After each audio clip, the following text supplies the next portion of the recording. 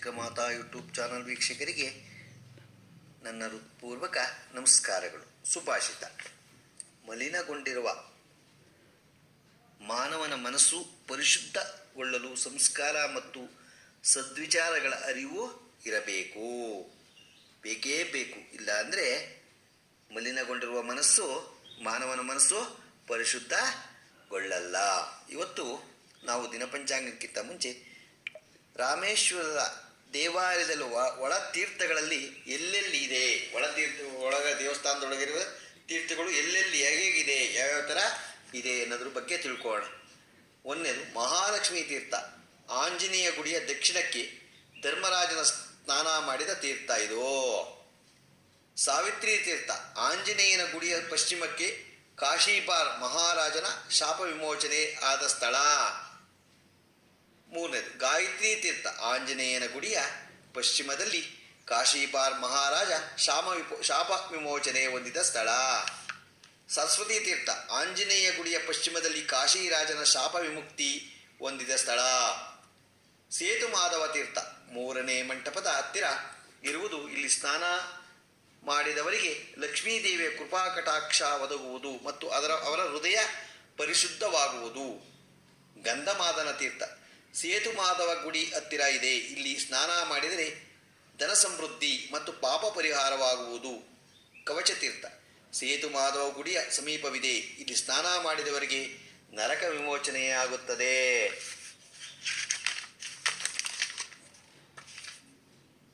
ಗವಯ ತೀರ್ಥ, ಸೇತು ಮಾಧವ ದೇವಾಲಯದ ಹತ್ತಿರ ಇದೆ. ಇಲ್ಲಿ ಸ್ನಾನ ಮಾಡಿದರೆ ಕಲ್ಪವೃಕ್ಷದ ಛಾಯೆ ನಮ್ಮ ಮೇಲೆ ಬೀಳುತ್ತದೆ. ನಳತೀರ್ಥ, ಸೇತು ಮಾಧವ ಗುಡಿಯ ಸಮೀಪವಿದೆ. ಇಲ್ಲಿ ಸ್ನಾನ ಮಾಡಿದರೆ ಸೂರ್ಯ ತೇಜಸ್ಸು ಹೊಂದಿ ಸ್ವರ್ಗ ಪ್ರಾಪ್ತವಾಗುತ್ತದೆ.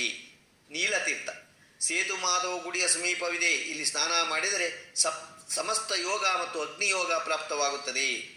ಶಂಕರ ತೀರ್ಥ, ಗುಡಿಯ ಒಳಗೆ ಮಂಟಪದ ಹತ್ತಿರವಿದೆ. ಕೃತಜ್ಞ ವತ್ಸನಾಭಿ ಮುನಿ ತನ್ನ ಪಾಪ ಕಳೆದುಕೊಂಡ ದಿವ್ಯ ಸ್ಥಳ. ಚಕ್ರತೀರ್ಥ, ದೇವಾಲಯದ ಒಳಗೆ ಮಂಟಪದ ಹತ್ತಿರ ಇದೆ. ಸೂರ್ಯನ ಹಸ್ತ ಬಂಗಾರವಾಗಿ ಮಾರ್ಪಾಟಾದ ಸ್ಥಳ. ಬ್ರಹ್ಮಹತ್ಯಾ ಪಾಪತಕ ವಿಮೋಚನಾ ತೀರ್ಥ, ಗುಡಿಯ ಒಳಗಿನ ಮಂಟಪದಲ್ಲಿ ಇದೆ. ಬ್ರಹ್ಮಹತ್ಯಾ ಪಾತಕ ನಿವಾರಣೆ ಆಗುವುದು. ಸೂರ್ಯತೀರ್ಥ, ಗುಡಿಯ ಒಳಗೆ ಮಂಟಪದ ಹತ್ತಿರ ಇದೆ. ಇದರ ಸ್ನಾನದ ಫಲವಾಗಿ ಭೂತ ಭವಿಷ್ಯ ವರ್ತಮಾನ ತಿಳಿಯುವ ಜ್ಞಾನವೂ ಒದಗುತ್ತದೆ. ಚಂದ್ರತೀರ್ಥ, ಒಳಗಿನ ಮಂಟಪದ ಸಮೀಪವಿದೆ. ಭೂತ ಭವಿಷ್ಯ ವರ್ತಮಾನ ಜ್ಞಾನ ಲಭಿಸಿ ಇಷ್ಟವಾದ ಲೋಕಕ್ಕೆ ಪಯಣಿಸಬಹುದು. ಗಂಗಾತೀರ್ಥ, ಒಳಗಿನ ಮಂಟಪದಲ್ಲಿ ಜ್ಞಾನಶ್ರುತಿ ರಾಜನಿಗೆ ಜ್ಞಾನೋದಯವಾದದ್ದು. ಯಮುನಾ ತೀರ್ಥ, ಒಳಗೆ ಮಂಟಪದ ಸಮೀಪವಿದೆ. ಜ್ಞಾನಶ್ರುತಿ ರಾಜನು ಜ್ಞಾನಿಯಾದ ಸ್ಥಳ. ಗಯಾತೀರ್ಥ, ಒಳಗಿನ ಮಂಟಪದಲ್ಲಿದೆ. ಶಿವತೀರ್ಥ, ಗಂಧೀಶ್ವರಕ್ಕೆ ದಕ್ಷಿಣದಲ್ಲಿರುವ ರೂರೂ ಚಕ್ರವರ್ತಿ ಶಾಪ ವಿಮೋಚನಾ ಪಡೆದ ಸ್ಥಳ. ಸತ್ಯಾಮೃತ ತೀರ್ಥ, ಅಮ್ಮನವರ ಸನ್ನಿಧಿ ಪಡೆದು ರುರು ಚಕ್ರವರ್ತಿ ಶಾಪ ವಿಮೋಚನೆಗೆ ಪಡೆದ ಸ್ಥಳ. ಸರ್ವತೀರ್ಥ, ರಮಾನಾಥನ ಸನ್ನಿಧಿ ಎದುರು ಸುದರ್ಶನನು ತನ್ನ ಹುಟ್ಟು ಕುರುಡತ್ವವನ್ನು ಮತ್ತು ರೋಗಗಳನ್ನು ಕಳೆದುಕೊಂಡ ದಿವ್ಯ ಸ್ಥಳ.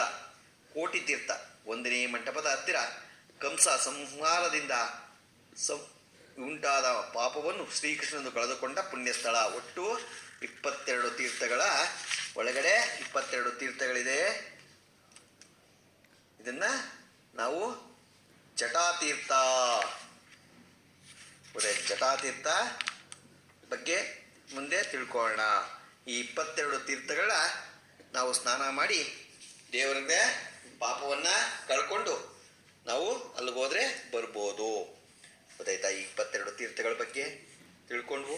ಈಗ ದಿನಪಂಚಾಂಗವನ್ನು ತಿಳ್ಕೊಳ್ಳೋಣ. ದಿನಾಂಕ 5/10/2024 ಶನಿವಾರ, ಶ್ರೀ ಕ್ರೋಧಿ ನಾಮ ಸಂವತ್ಸರ, ದಕ್ಷಿಣಾಯನ, ಶರದೃತು, ಆಶ್ವಯುಜ ಮಾಸ, ಶುಕ್ಲಪಕ್ಷ, ತಿಥಿ ತದಿಗೆ ರಾತ್ರಿ 4:10, ನಕ್ಷತ್ರ ಸ್ವಾತಿ ರಾತ್ರಿ 7:34, ಮಳೆ ಹಸ್ತ 3ನೇ ಪಾದ, ರಾಹುಕಾಲ 9:01ರಿಂದ 10:41, ಉಳಿಕ ಕಾಲ 6:12ರಿಂದ 7:41, ಯಮಗಂಟ ಕಾಲ 1:41ರಿಂದ 3:11 ತನಕ ಇದೆ. ಇವತ್ತು ಯಾರು ಹುಟ್ಟುಹಬ್ಬ ಆಚರಿಸ್ಕೊತಿದ್ರು, ಮದುವೆಯಾದ ದಂಪತಿಗಳು ವಾರ್ಷಿಕೋತ್ಸವ ಆಚರಿಸ್ಕೊತಿರೋರಿಗೆ ನಮ್ಮ ಹೆಬ್ಬಳಲು ಶ್ರೀ ಚಿಕ್ಕಮಾತಾ ಯೂಟ್ಯೂಬ್ ಚಾನಲ್ ಕಡೆಯಿಂದ ಶುಭ ಕಾಮನೆಗಳು ತಿಳಿಸ್ತೀವಿ. ದೇವರು ಅವರಿಗೆ ಆಯಸ್ಸು, ಆರೋಗ್ಯ, ಐಶ್ವರ್ಯ ಎಲ್ಲ ಕೊಟ್ಟು ಕಾಪಾಡಲಿ ಅಂತ ನಾನು ತಿಳ್ಕೊತೀನಿ. ನಮ್ಮ ಹೆಬ್ಬಳಲು ಶ್ರೀ ಚಿಕ್ಕಮಾತಾ ಯೂಟ್ಯೂಬ್ ಚಾನಲ್ ಯಾರು ಸಬ್ಸ್ಕ್ರೈಬ್ ಆಗಲು ದಯಮಾಡಿ ಸಬ್ಸ್ಕ್ರೈಬ್ ಆಗಿ, ಲೈಕ್ ಕೊಡಿ. ಇದು ನಿಮ್ಮದೇ ಚಾನಲ್ ಆಗಿದ್ದರಿಂದ ನಮ್ಮ ಲಿಂಕನ್ನು ಬೇರೆ ಗ್ರೂಪ್ ಕಡೆಗೆ ಫಾರ್ವರ್ಡ್ ಮಾಡಿ. ನಮಸ್ಕಾರಗಳು. ನಮಸ್ಕಾರಗಳು ನಮಸ್ಕಾರಗಳು.